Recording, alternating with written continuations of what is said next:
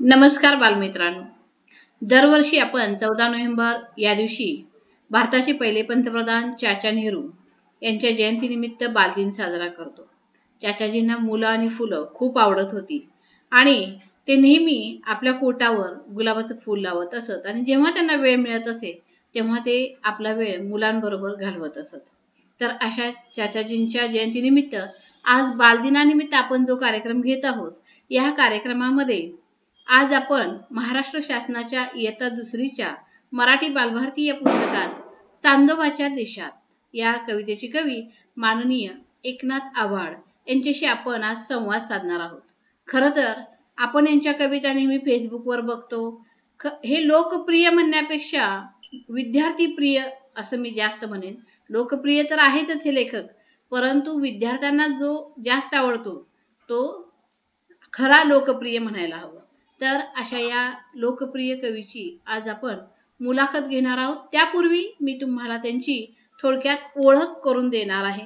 तर एकनाथ आव्हाड सरांचे जे काव्यसंग्रह आहे त्या काव्यसंग्रहाचं नाव आहे नव्याने बहरावे. या काव्यसंग्रहाचं नाव आहे नव्याने बहरावे. त्यानंतर बालकविता संग्रहाची नावं सुद्धा खूप छान छान आहेत. अक्षरांची फुले, आभाळाचा फळा, खरंच सांगतो दोस्तांनो, गंमत गाणी, तळ्यातला खेळ, पंख पाखरांचे, बोधाई, मज्जाच मज्जा, हसरे घर, सवंगडी, मजेदार गाणी, आनंद झुला. त्यानंतर त्यांची काव्य कोडींचा सुद्धा खूप छान संग्रह आहे. त्यामध्ये त्यांचे मजेदार कोडी याचा सुद्धा 2 भाग आहेत, भाग 1 आणि भाग 2 आणि आलं का ध्यानात, असे काव्यकोडी संग्रह आहेत. त्यानंतर बालकथा संग्रह आहेत, आनंदाची बाग, एकदा काय झालं, जरा ऐकून तर घ्या, थेंबे थेंबे तळे साचे, निष्फळ भांडण आणि राजा झाला जंगलाचा.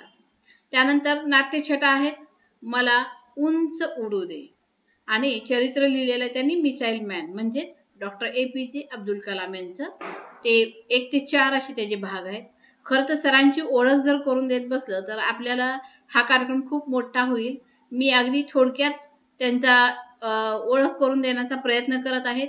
त्यांनी आतापर्यंत कथाकथनाचे 500हून जास्त प्रयोग केलेले आहेत. म्हणजे कथाकथन 500हून जास्त वेळा केलेलं आहे. आणि अगदी महत्त्वाचं म्हणजे त्यांनी पाठ्यपुस्तक मंडळावर 4थी आणि 8वीच्या बालभारतीच्या स्वाध्याय पुस्तकाचं जे लेखन होतं त्या संपादनासाठी त्यांना सदस्य म्हणून, त्या पाठ्यपुस्तक मंडळाचे सदस्य म्हणूनही त्यांनी काम केलेलं आहे. आणि त्यांचे फक्त आपल्या बालभारतीमध्येच धडा आहे असं नाही, तर 6वीला सुलभ भारतीमध्ये सुद्धा त्यांचा धडा आहे. मी तुम्हाला म्हणजे बालमित्रांनो आधीच सांगितलं होतं की हे जे कवी आहेत ते लोकप्रिय आहेत, तसे विद्यार्थी प्रियही खूप आहेत. तर सर, मी तुमची आता पुरस्कार जर वाचत बसले तर फक्त एवढंच म्हणेन एका ओळीमध्ये की विविध अगदी प्रत्येक राज्यस्तर असेल किंवा आपला तालुका जिल्हा कुठलाही, असे इतके पुरस्कार आहेत तुमचे की ते खरं तर विद्यार्थ्यांना प्रेरक ठरणारे असे आहेत.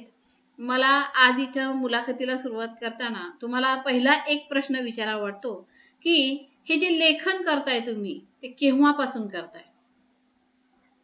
मी खरं तर लेखनाला सुरुवात केली, शिक्षक झालो आणि मुलांसाठी लिहायला सुरुवात केली. खरं तर आधी विद्यार्थी दशेत मी फक्त वाचन करत होतो. छान छान गोष्टीची पुस्तकं वाचायची, खाऊचे पैसे साठवायचे आणि त्याच्यातून ती गोष्टींची पुस्तकं, बालकवितांची पुस्तकं विकत घ्यायची. आणि नंतर ती वाचता वाचता मी लिहिल असं त्यावेळी वाटत नव्हतं. पण जेव्हा मी शिक्षक झालो आणि मुलांना रोज परिपाठातून नवीन गोष्ट, नवीन कविता सांगायची आपल्याला, मग रोज नवीन कविता कोणती घ्यावी, मग आपणच का, त्याच्यातून खरी तर माझ्या बालसाहित्य लिखाणाला सुरुवात झाली. खूपच छान. खरं मुलांसाठी हा खूप चांगला संदेश आहे की विद्यार्थी दशेमध्ये पुस्तकं वाचली पाहिजेत. आणि खाऊच्या पैशातून तुम्ही जी पुस्तकं घेत होता त्या पुस्तकांमुळे तुम्हाला खरं तर जास्त फायदा म्हणजे झाला होता. छानच. तुम्हाला वाचनाशिवाय अजून कोणते छंद होते? मला वाचनाचा छंद होता. वाचलेलं रंगवून सांगायची सुद्धा आवड होती. म्हणजे एखादी गोष्ट मी वाचली पण ती आता माझ्या पद्धतीने सांगायचं, मग त्याच्यातूनच माझी कथाकथनाची कला पुढे डेव्हलप झाली. तिची त्याला एक वाट मिळाली. एखादी कविता वाचली तर त्याच्यामध्ये आपण दिसलो पाहिजे आणि आपली एक वेगळी छटा, आपला एक वेगळी देण्याचा प्रयत्न केला पाहिजे. आणि म्हणून वाचलेलं एक चांगल्या पद्धतीने सांगितलं पाहिजे. आणि सगळं आणखी मला आवड म्हणाल तर मला स्विमिंगची खूप आवड आहे, अरे वा. पोहण्याची. हा हा हा, पोहण्याची खूप आवड आहे. मी काही वर्ष आमच्या त्या स्विमिंग तरण तलावाच्या मार्फत मी पोहण्याच्या स्पर्धांमध्ये भागही घेत असे. पण सगळ्यात महत्वाचं वाचन आणि मुलांसाठी लिखाण, या दोन गोष्टींची महत्वाची आवड आहे. आणि लिहिलेलं मुलांपुढे सादर करणे, ते पाहिले की तीच प्रेरणा आपल्या पुढच्या लिखाणाला मिळते. चालेल, खूपच छान सर. कारण एकंदरीत जे व्यक्तिमत्व असतं आपलं ते अष्टपैलू असलं पाहिजे. अशा प्रकारात तुमचं स्विमिंग पण आवडत होतं, वाचन आवडत होतं आणि सांगणं खूप महत्वाचं आहे, व्यक्त होणं महत्वाचं आहे, ते तुम्हाला जास्त आवडत होतं. आणि त्यामुळे तुम्ही कथाकथन खूप छान करता. 500 पेक्षा जास्त प्रयोग तुमचे झालेले आहेत. खूपच छान. त्यानंतर पुढचा मला असा एक प्रश्न विचारावा वाटतो की तुम्ही हे लेखन जे करता ते केव्हा करता? म्हणजे काही ठराविक वेळ अशी काही असते का तुमची? नाही, लेखन खरं तर लेखनाच्या आधीची जी प्रक्रिया असते, मनन चिंतन, ते तर रोज सुरू असतं की आपल्याला काय आहे. मग कधीतरी रविवार, सुट्टीचा दिवस, आपला असा फावला वेळ, त्यावेळी मग आपण मनात जे असतं कुठेतरी त्याचं टिपण काढून ठेवलेलं असतं आणि त्याला आपण मूर्त करून देतो, लिखाण करतो. पण ती गोष्ट असेल, कविता असेल, अगदी बसमध्ये बसलेलो असताना एखादी काही ओळी सुचल्या की त्या पटकन एका कागदावर लिहून घ्यायच्या आणि मग त्यानंतर त्याची कधी कविता होईल माहित नाही, असं अर्धवट लिखाण कधीतरी हाताशी लागतं आणि मग आपल्या त्याच्या पुढचं सुचत जातं आणि आपण त्याची एखादी कविता, एखादी गोष्ट तयार होते, एखादी नाट्यछटा तयार होते. खरं तर मुलांसाठी लिहिताना वेगवेगळ्या साहित्य प्रकारात लिहावं असं मला मनाशी खूप वाटत होतं. काय करतात अनेक लोक, कविता म्हणजे बालकविताच लिहितात, पण मला असं वाटत होतं की बालकवितेपेक्षा आणखी आता नाट्यछटा आपण बघतोय की पाठ्यपुस्तका व्यतिरिक्त नाट्यछटा दिसतच नाही आपल्याला. मग अशा वेळी मुलांना नाट्यछटा, दिवाकरांच्या नाट्यछटेनंतर अनेक नाट्यछटा मुलांना वाचायला मिळाव्या, त्यांना त्या व्यासपीठावर सादर करायला मिळाव्या, म्हणून मी खास मुलांसाठी जाणीवपूर्वक नाट्यछटांचं लेखन केलं. तर मग त्याचाच ज्योती कपिले या ज्या JK मीडियाच्या फाउंडर मेंबर आहेत, त्या संस्थापिका आहेत, त्यांनी ते नाट्यछटा वाचल्या आणि त्या म्हणाले सर हे पुस्तक आलं पाहिजे मुलांपुढे. म्हणून त्यांनी ते पुस्तक तयार केलं, मला उंच उडू दे, असं त्या नाट्यछटेचं नाव आहे. दुसरं असं की मुलांसाठी आता कोडी आपण बघतो, आपण रिकामा वेळ मिळाला की आपण विद्यार्थी जीवनामध्ये किती एकमेकांना मुलांना कोडी घालायचो, उखाणे घालायचो, पण आता कोडी मुलं माहितीच नाही.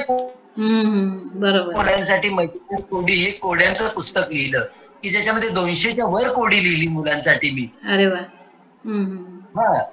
छानच. म्हणजे एकमेकांना मुलांनी कोड जर घातलं तर त्या कोड्यातून त्यांना उत्तर पण सापडतं आणि चिकित्सक वृत्ती पण त्यांची जागृत राहते वरच्यावर. ते कोड सुद्धा इतकं हलकं फुलकं असायचं, सहज, की जसं ऊन पाऊस खेळताना पाहत बसे हसून, ऊन पाऊस खेळताना पाहत बसे हसून, श्रावणात हमखास येते बघा दिसून. अरे वा. आभाळात ते आहे गाव, आभाळात त्याचे आहे गाव, ताना पिहिनी पाजा, ओळखा त्याचं नाव. वा वा वा, छानच. म्हणजे मुलांची जागृत होतीये. हो, नक्की नक्की. हो, छानच, खूप छान. त्यानंतर मला एक प्रश्न विचारावा वाटतो की आतापर्यंत जे तुमचं लेखन झालेलं आहे तर म्हणजे फक्त बाल कविता किंवा म्हणजे मुलं असाच फक्त विषय आहे की आणखीन कोणत्या विषयावर तुम्ही लेखन केलेलं आहे? मी बालकथा, बालकविता, काव्यकोडी, तुम्हाला सांगतो नाट्यछटा, चरित्र लेखन लिहिलंय मी. मिसाईल मॅन खूप गाजलं, खूप मुलांना आवडतं. मिसाईल मॅन 4 भागात लिहिलेलं आहे आणि प्रकाशकाने ते पुस्तक 4 कलर मध्ये सुद्धा काढलं आणि ब्लॅक अँड व्हाईट मध्ये सुद्धा काढलं. ज्या मुलांकडे पैसे जास्त नसतात ते मुलं ब्लॅक अँड व्हाईट पुस्तक घेतील कमी किमतीमध्ये. ज्या मुलांना 4 कलरचं पुस्तक हवंय 2 पैसे जास्त देऊन, ते मुलं 4 कलरचं म्हणजे, आणि त्याच्या आता हिंदी आणि इंग्रजी अनुवाद सुद्धा येतोय. अरे वा, छानच. सांगायचा आनंद की माझ्या पुस्तकांचे हिंदी इंग्रजी अनुवाद तर झाले, पण ब्रेल लिपीमध्ये सुद्धा अनुवाद झाले 7 पुस्तकांचे. अरे वा वा, छानच, छान छान. म्हणजे फक्त आपलं मराठी म्हणून मराठी नाही तर इतर भाषामध्ये जेव्हा ते साहित्य जाईल तेव्हा त्या मुलांनाही याचा आस्वाद घेता येईल. आणि त्यापेक्षा सुद्धा सगळ्यात महत्वाची गोष्ट म्हणजे ब्रेल लिपीद्वारे हे अंध व्यक्तींना सुद्धा वाचायला मिळेल. हे खूप महत्वाची गोष्ट झालेली आहे. खूपच छान. तुम्हाला असं म्हणजे लेखक व्हावं किंवा हे बालकवी व्हावं असं का वाटलं आणि कधी वाटलं? खरं सांगू का, त्याची एक मोठी कहाणी आहे. मी मुंबई महानगरपालिकेच्या शाळेत शिकलो विद्यार्थी म्हणून, आणि नंतर मुंबई महानगरपालिकेच्या शाळेतच शिक्षक म्हणून रुजू व्हायचं हे माझ्या मनाशी अगदी पक्क ठरलं होतं. कारण ज्या शाळेत आपण, ज्या महापालिकेच्या शाळेमध्ये आपल्या शालेय जीवनाची घडी बसलेली आहे, त्या महापालिकेच्या शाळेत आपण शिक्षक म्हणून आपली सेवा द्यायची. कारण तिथे येणारी मुलं अतिशय तळागाळातून येतात, वेगवेगळ्या विभागातून येतात. मग अशा मुलांना घेऊन त्यांचा वाचनाकडे त्यांना वळवावं, त्यांना शिक्षणाकडे वळवावं, त्यांचा सर्वांगीण विकास साधण्याकडे वळवावं, हे एक मोठं चॅलेंज असतं त्या शिक्षकासाठी. आणि मी ठरवलं की आपण या मुलांसाठी काय करता येईल.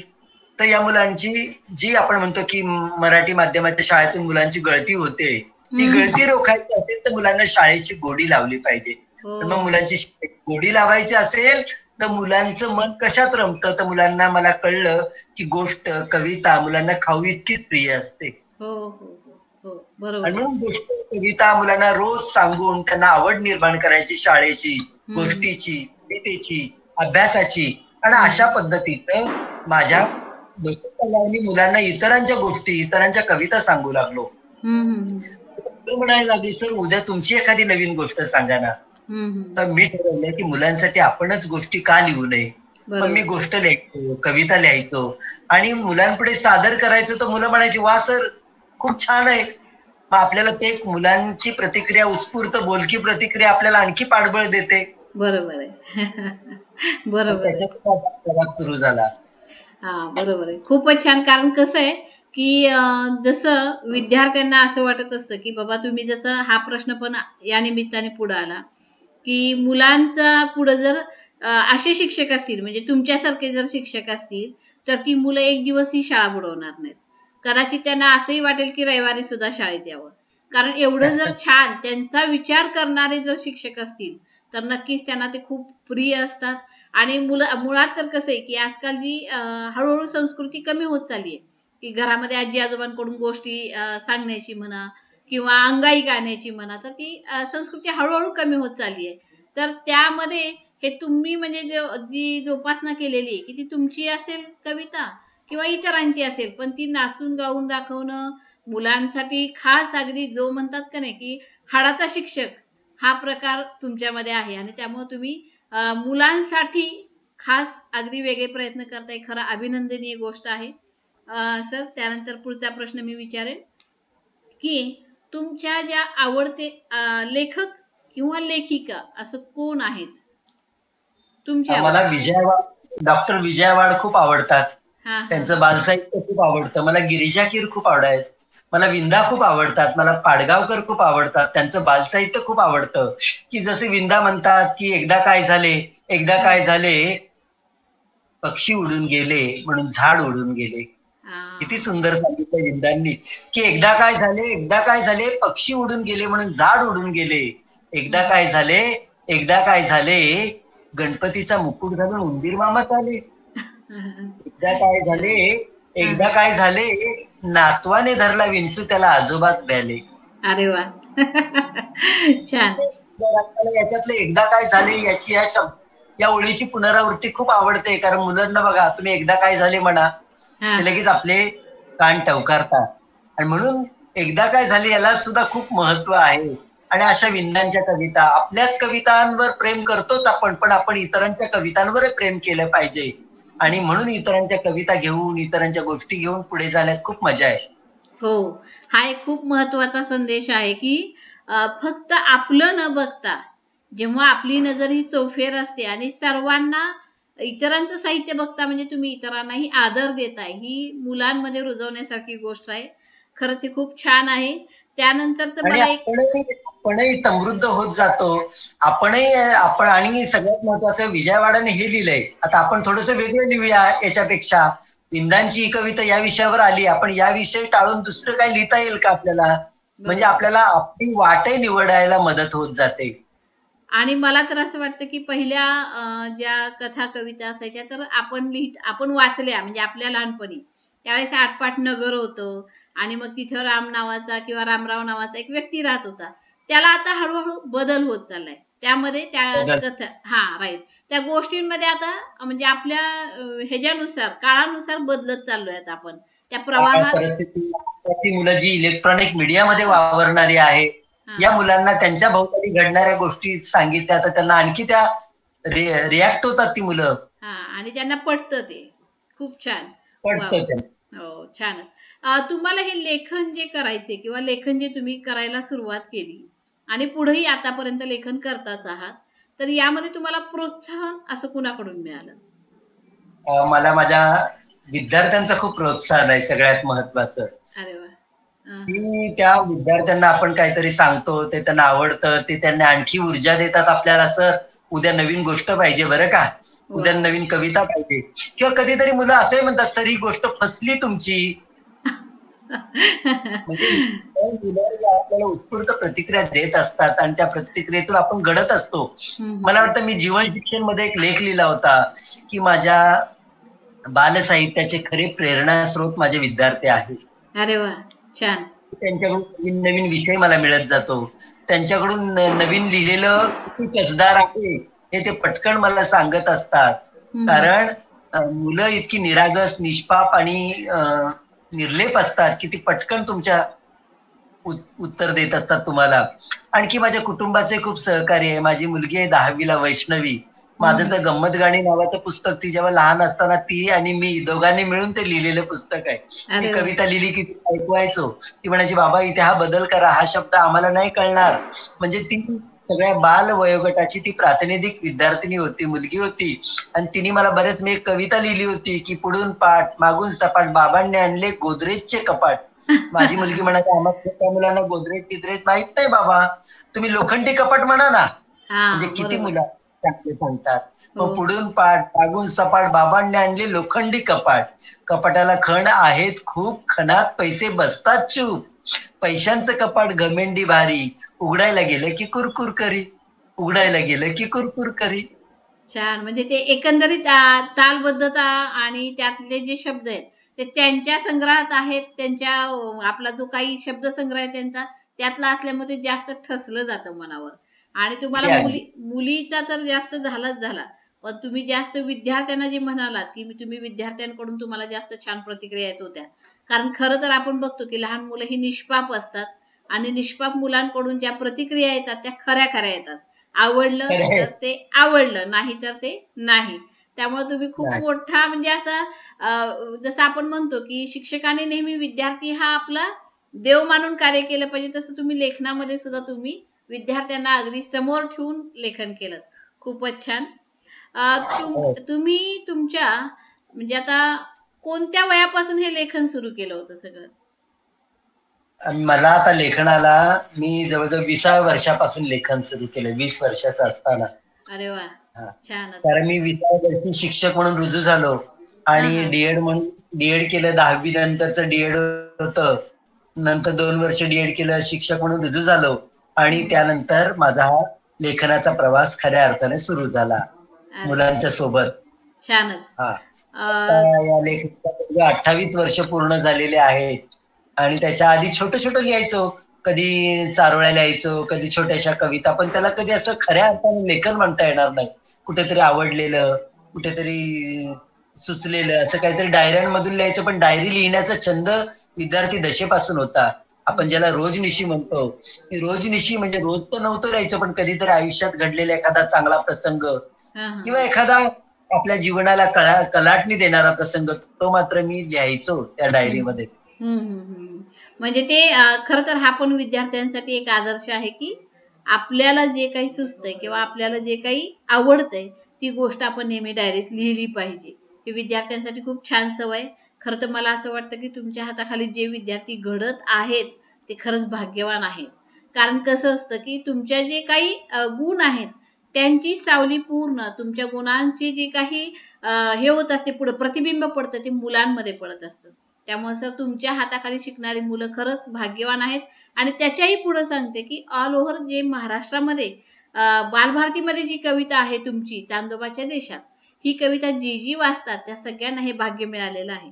मी आता या कवितेच्या अनुषंगानेच एक प्रश्न विचारणार आहे की ही कविता तुम्हाला सुचली कशी? काय नाही, मुलांना आकाशाचं खूप वेड असतं, आकाशाबद्दल खूप कुतूहल असतं. हा चांदोबा, हा सूर्य, हे तारे. तर कधी कधी मुलं मला प्रश्न विचारतात की हा सूर्य कुठून येतो सर, आणि मला जागवायला सकाळी कुठे येतो, रात्री सूर्य झोपायला कुठे जातो, आपण जसं झोपतो तसं सूर्य झोपतो की नाही, अशा मुलांना पडणारे प्रश्नच बरेचसे माझ्या कवितेत असतात. आणि म्हणून मला वाटलं मुलांना एकदा चांदोबाच्या देशाची फेरी तरी मारून आणूया, ढगांवर बसूया त्यांना, चांदण्यांबरोबर पंक्तीला त्यांना जेवायला घालूया, असं हे सगळं माझ्या डोक्यात होतं. त्याच्यातून ती कविता मला स्फुरली आणि ती महाराष्ट्रातल्या मुलांना खूप आवडते. खूपच आवडते. कारण ते एक त्यांना त्या कविता शिकत असताना असा अनुभूती येत असते की बाबा आपण खरंच चांदोबाच्या देशात गेलेलो आहोत. खूपच छान. ती कविता आम्हा शिक्षकांना सुद्धा खूप आवडते. म्हणजे प्रत्येक मोठ्या व्यक्तीमध्ये सुद्धा एक काय म्हणतात त्याला, छोटी प्रतिभा असते किंवा छोटं बाल मन असतं, ते जागृत होतं त्या कवितेच्या निमित्ताने. त्यामुळे सर्वांना ही कविता खूपच आवडते. सर तुम्ही वयाच्या म्हणजे लहानपणापासून जे काही सुचत होतं ते लिहित गेलात, आणि हे लिहितच तुम्ही पुढे कधी लिहायला सुरुवात केली, हे अगदी नैसर्गिकरित्या झालेलं आहे. मला तुम्हाला एक असा प्रश्न विचारायचा आहे की आतापर्यंत जे तुमचं शिक्षण झालेलं आहे ते कोणत्या कोणत्या संस्थांमधून म्हणा किंवा कोणत्या ठिकाणाहून झालेलं आहे? मी 1ली ते 7वी मुंबई महानगरपालिकेच्या शाळेतून शिकलो. आणि मी तुम्हाला आधीच सांगितलं की महापालिकेच्या शाळेतच मला नोकरी करायची आहे, असं कुठेतरी मला डीएड करतानाच वाटलं होतं. त्याच्यानंतर 1ली ते 7वीचं शिक्षण झाले. 8वी 9वी 10वीचं शिक्षण आमच्या चेंबूरला एक नामांकित शिक्षण संस्था आहे की ज्याची स्थापना पाटील म्हणून आहे, आमच्याकडचे एक निष्णात डॉक्टर, किंवा मेधा पाटकरचे वडील वसंतराव खानोलकर, या लोकांनी ती शाळा वाढवलेली आहे. त्या स्वामी मुक्तानंद हायस्कूलमध्ये मी 8वी ते 10वी पर्यंत शिकलो. त्यानंतर डीएडला मी परेलला शिरोडकर कॉलेजमध्ये मी शिकलो. अशा पद्धतीची माझी शिक्षणाची वाटचाल सुरू आहे. मी डीएडला शिकत असतानाच मनाशी ठरवलं होतं की मी मुंबई महापालिकेच्या शाळेत शिक्षक म्हणून रुजू होणार आहे, तर त्याच्यासाठी खूप पर्सेंटेज लागतात. तर मी मनापासून खूप जीव ओतून अभ्यास केला आणि मुलांमध्ये कॉलेजमध्ये पहिला आलो, हिंदी विषयात मुंबई जिल्ह्यात पहिला आलो, आणि त्यामुळे मला मुंबई महानगरपालिकेच्या शाळेत पटकन नोकरी लागली. आणि तिथून माझा जो शिक्षणाचा प्रवास सुरू झाला मुलांसोबत, पण मी चालू ठेवलं. मी पुन्हा BA मराठीतून केलं, पुन्हा BA इतिहास मधून केलं, पुन्हा MA केलं, पुन्हा BEd केलं. आता MA BEd पर्यंत माझं शिक्षण झालेलं आहे आणि गेली 28 वर्ष मी मुंबई महानगरपालिकेच्या शाळेत शिक्षक म्हणून सेवा देण्याचं काम करीत आहे. आणि सेवा देत असताना एक आनंद खूप मिळतो की वेगवेगळ्या पद्धतीची मुलं आपल्या समोर येतात आणि या मुलं आपल्याला वेगवेगळा विषय देत असतात, आपल्या गोष्टींना, आपल्या कवितांना. आणि आपण ज्या विषयावर एखादी कविता लिहिली, गोष्ट लिहिली, मुलं त्याच्यावर उत्स्फूर्त त्यांची बोलकी प्रतिक्रिया देतात आणि ती प्रतिक्रिया आपल्याला एखाद्या पुरस्काराहून लाख मोलाची असते. एखाद्या मुलाचा चेहरा आपण आनंदात झालेला पाहतो एखादी कविता वाचून, किंवा एखादी कविता म्हणताना मुलं त्यांच्या वेगळ्याच कविता म्हणताना मी पाहिलंय की मुलांना कल्पनेचे पंख लाभलेले आहेत आणि तेही आकाशात भरारी घेण्यासाठी उत्सुक आहेत. मला वाटतं ही उत्सुकता, ही कुतूहल, मुलांना ही नाविन्याची असलेली आवड, मुलांना ही कल्पनाशीलतेकडे वळण्यासाठी मुलांना मिळणारी आपल्या कवितेतून, गोष्टीतून प्रेरणा, मला वाटतं याहून अधिक मोठं काही नाहीये. हो, खूपच छान. कारण तुमचा जो आतापर्यंतचा शैक्षणिक अगदी चढताच आलेख जो आहे तो खरंच विद्यार्थ्यांसाठी खूप आदर्श आहे. कारण शिक्षण वयाच्या कितीही वर्षापर्यंत चालू शकतं, हे यातून सिद्ध होतं. आणि मुलांसाठी हा आदर्श होऊ शकेल की तुम्ही डीएड केलं तर तेवढंच न करून थांबता त्याच्या पुढे आपली शैक्षणिक प्रगती सुरूच ठेवली, आणि खरं तर याचा लाभ विद्यार्थ्यांना जास्त होत असतो. तुम्ही स्वतःला समृद्ध करत असताना तो लाभ जास्त विद्यार्थ्यांना होतो आणि विद्यार्थ्यांना समृद्ध करता करता पुन्हा आपण समृद्ध होत असतो. हीच तर खरी शिक्षणाची संक्रमण प्रक्रिया होत असते. खरंच सर, तुमचं जे आतापर्यंतचं एकंदरीत लेखन प्रवास असेल किंवा शैक्षणिक प्रवास असेल, अभिनंदनीय आहे. आतापर्यंतचं लेखन तर आहेच आहे, परंतु शैक्षणिक वाटचाल पण खूप छान आहे. आणि जे वेगळ्या ध्येयाने तुम्ही गेला की मला महानगरपालिकेच्या शाळेमध्ये नोकरी करायची आहे. खरं तर म्हणतात जसं की मोठ्या मोठ्या संस्थांमध्ये मोठे मोठे आयते विद्यार्थी मिळत असतात आणि लहान शाळा ज्या असतात किंवा महानगरपालिकेच्या शाळा असतात, आपल्या जिल्हा परिषदच्या शाळा असतात, अशामधल्या शिक्षकांना खरं श्रम विद्यार्थ्यांसाठी घ्यावं लागतं.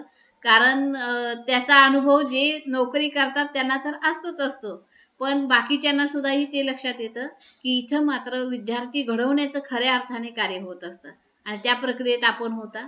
आपलं पुन्हा एकदा मी अभिनंदन करते. मी पुढच्या प्रश्नाकडे वळते. तुम्हाला आतापर्यंत जे काही पुस्तकं वाचलेली आहेत त्यात तुमचं आवडतं पुस्तक असं कोणतं आहे स्वतःचं? माझं स्वतःचं आवडतं पुस्तक म्हणजे जे पहिलं पुस्तक आहे माझं बोधाई, हा ते बोधाई पुस्तक मला खूप आवडतं. जसं आपण म्हणतो विनोबांची गीताई आहे, हम्म हा, हम्म तशी मी काय केलं, बोधाईत एक वेगळा प्रयोग केला. एक गोष्टच कवितेत गुंफायची. हम्म मोठी गोष्ट मुलांना वाचायचा कंटाळा येतो ना, छोटीशी कविता वाचा आणि हा त्या कवितेमधली गोष्ट समजून घ्या. जशी एक कविता आहे की 2 विळ्यांची कविता आहे. 2 विळ्या आपसात गप्पा मारतात आणि ते काय बोलतात, अशी कसं वागावं, हा अशी एक कविता आहे. हा की गावच्या एका घरात 2 विळे होते. हम्म गावच्या एका घरात 2 विळे होते. हम्म त्यांचे वागणे मात्र बरेच वेगळे होते. हा हा एक विळा कोपऱ्यात बसून गंजून गेला होता, तर हम्म दुसरा विळा काम करून लखलख करीत होता.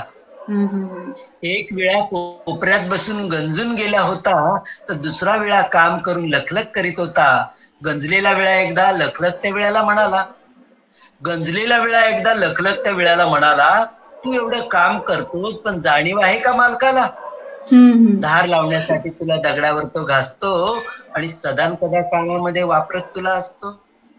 पण मी बघ कसा अगदी आरामात बसून राही, मी बघ कसा अगदी आरामात बसून राही, तुझ्यासारखे कष्ट मुळीच मला नाही. छान. आता लखलखता विळा गंजलेल्या विळ्याला म्हणाला, आता हम्म लखलखता विळा गंजलेल्या विळ्याला म्हणाला, अरे जीवन सार्थक करायचं तर उपयोगी पडावी जनाला. मी हम्म माझ्या कामाने लोकांच्या लक्षात राहीन, मी माझ्या कामाने लोकांच्या लक्षात राहीन, नुसते गंजून पडण्यापेक्षा चांगले करून जाईन, नुसते गंजून पडण्यापेक्षा चांगले करून जाईन.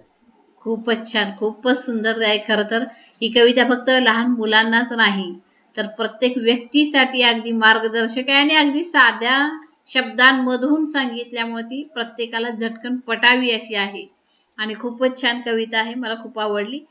तुम्ही जसं म्हणाला की बोधाई, म्हणजे ते कवितेचं पुस्तक आहे तुमचं बोधाई म्हणजे, तर Yes. त्यात हो, एकच त्याच्यात कविता. गोष्टीच आहेत पण त्या सगळ्या कवितेत गुंफलेल्या आहेत.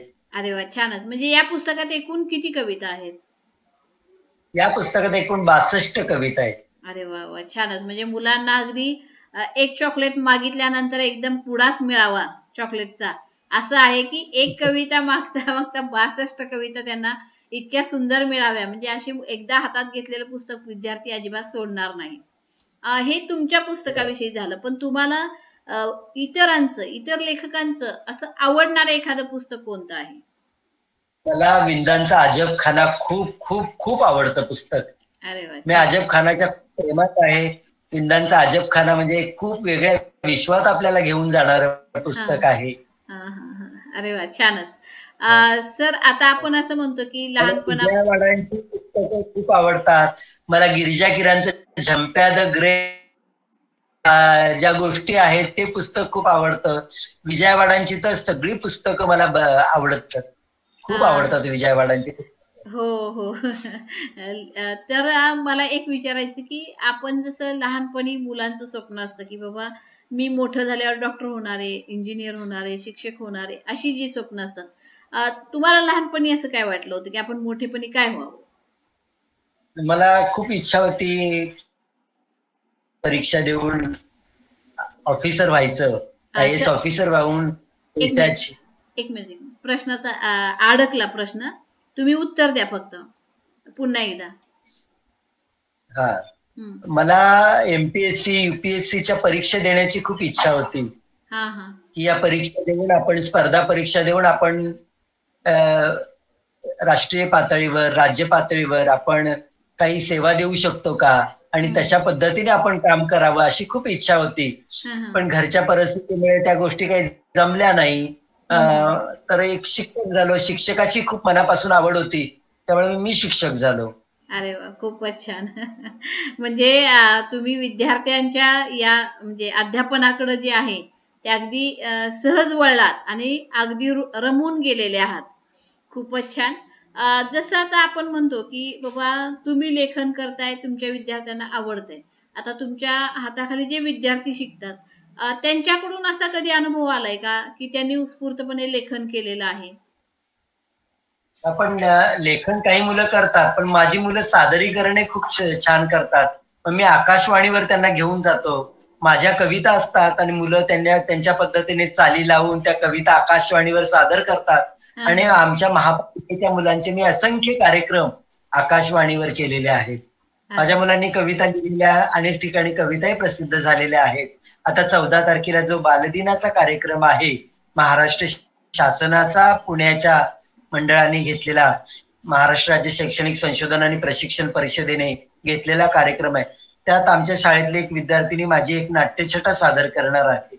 त्यामुळे अशा पद्धतीने मुलं माझं साहित्य घेऊन स्वतःची काहीतरी निर्मिती करतील किंवा स्वतः ते सादर करण्याचा प्रयत्न करतील. तर अशा पद्धतीचे कार्यक्रम सुरूच असतो आमच्या मुलांचा आणि माझा. म्हणजे त्या मुलांना मनाने सुचतं असं की बाबा यमक जुळतंय किंवा यमक जुळत नाहीये, किंवा तुमच्याकडं ती मार्गदर्शन मागतात का की सर बाबा हे मला असं सुचलंय.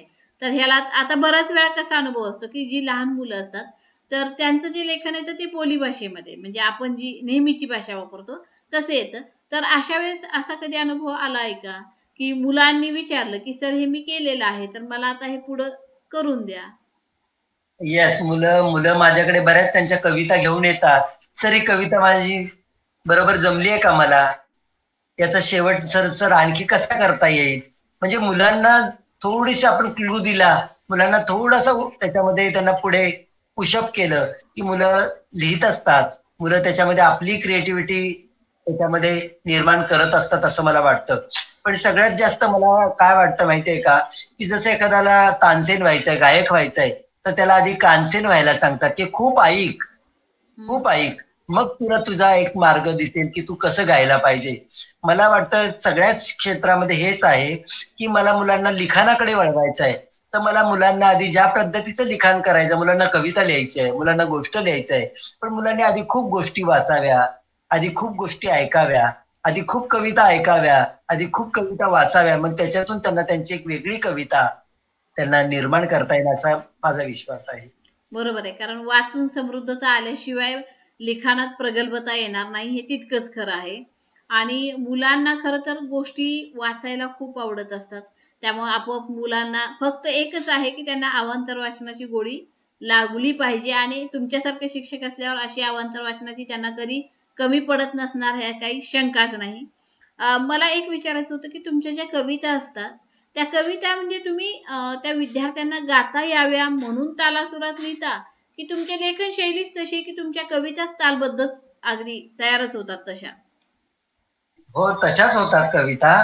तालबद्धच आपण लिहित जातो. पण त्याच्यातही मी त्या कविता पुन्हा पुन्हा माझ्या स्वतःशी सुद्धा गुणगुणत असतो, की बाबा इथे कुठेतरी मुलांना माणसं म्हणू शकतात, पण आपण मुलांचा विचार करून त्या कविता लिहितो जेव्हा, तेव्हा या मुलांना कविता म्हणता येईल का? मुलांना हा शब्द शिशु गटासाठी केलेली कविता आहे. मग शिशु गटातल्या मुलांना हा शब्द कळेल का? मुलांना इथला हा शब्दांमध्ये ना आणखी आवडेल. आपण असे नादरम्य शब्द आपण घालूया त्याच्यामध्ये. तर असं एक सतत ही प्रक्रिया सुरूच असते. बालकविता चटकन लिहिली आणि पटकन छापायला दिली असा कधी प्रयोग करता कामा नये. ती कविता आधी तुमच्याशी तुम्ही स्वतः गुणगुणली पाहिजे. ती कविता आधी तुमच्याशी त्या कवितेशी तुम्ही संवाद साधला पाहिजे. त्याच्यानंतर ती कविता खऱ्या अर्थाने एक मूर्त स्वरूप प्राप्त करते. हो, खूपच छान. कारण ही घडणारी जी प्रक्रिया आहे कवितेचा जन्म होणं, जसं आपण म्हणतो की एखाद्या साहित्यिकाच्या मनामध्ये जर कविता असेल किंवा कथा असेल तर तो असा बेचैन होत असतो. त्याचं साहित्यिक अपत्य जोपर्यंत जन्माला येत नाही तोपर्यंत त्याला म्हणजे समाधान नसतं, किंवा एखादी गोष्ट मनामध्ये आहे तर ती बाहेर पडल्याशिवाय त्याला बरं वाटत नाही. तशा प्रकारात हे झालं. तुमच्या ज्या कविता आहेत त्या तुमची मुलं तर गुणगुणतातच. आता तुमची जी ही चांदोबाच्या देशात ही कविता आहे, ही महाराष्ट्रातली मुलं म्हणतात. पण तुमच्या कन्येची आवडतं पुस्तक किंवा आवडती कविता कोणती आहे तुमची? माझ्या कन्येला माझ्या बऱ्याच कविता आवडतात, कारण का ती बऱ्याचशा माझ्या सुरुवातीच्या कविता आहेत, ती आधी वाचक आहे त्या कवितांची. मग त्यामुळे तिला माझ्या बऱ्याच कविता आवडतात. तर त्यातल्या त्यात माझी ती कहाणी एका कवितेची, ही कविताही तिला खूप आवडते. एका शिक्षक विद्यार्थ्याच्या ऋणानुबंधावर बेतलेली ही कविता आहे. आणि मग त्याच्यामध्ये तो विद्यार्थी उशिरा शाळेत येतो आणि वर्गात झोपी जातो, तर शिक्षक त्याला ओरडतात, असं त्या कवितेचा भावार्थ आहे.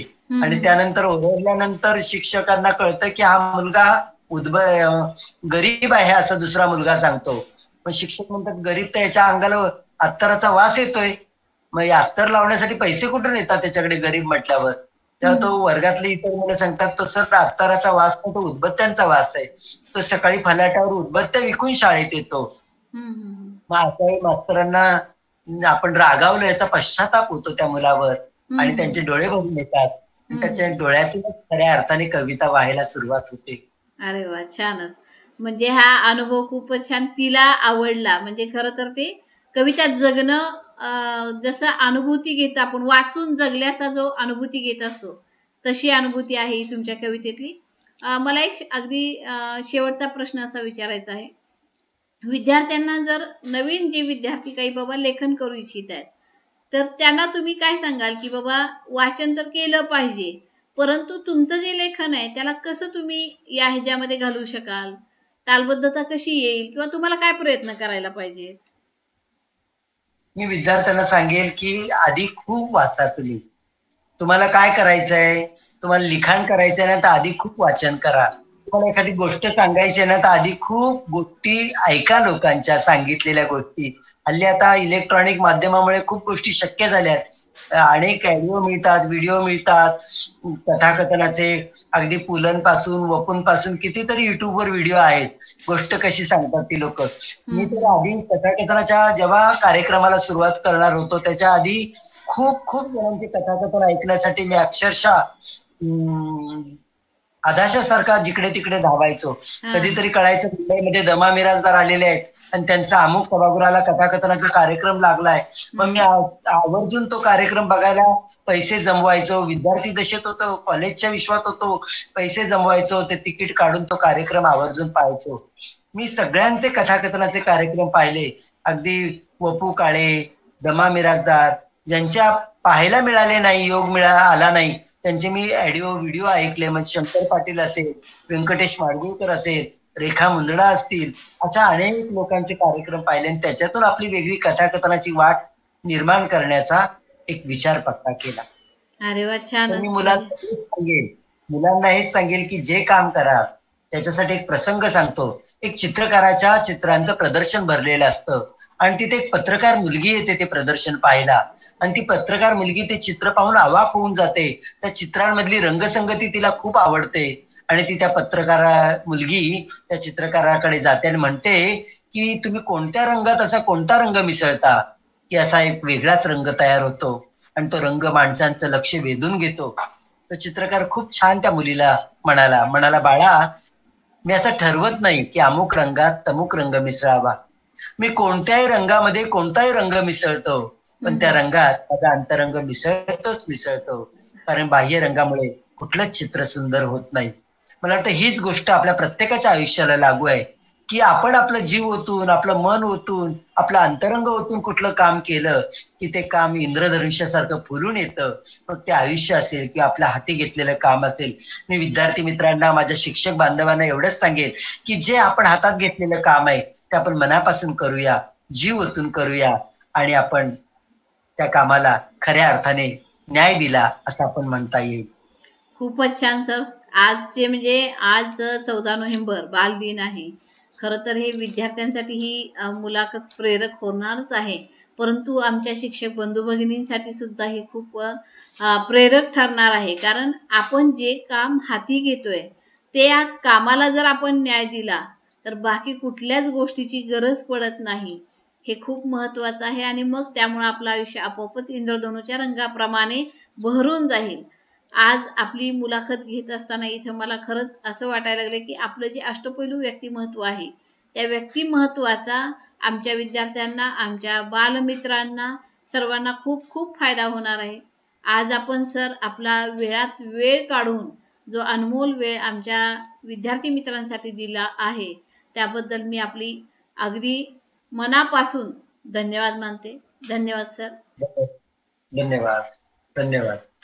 सर मी हे सगळं एडिटिंग केल्यावर मग तुम्हाला पाठवते. हो ओके चालेल. ओके धन्यवाद ओके. सर. ओके धन्यवाद. धन्यवाद. क्लोज करा.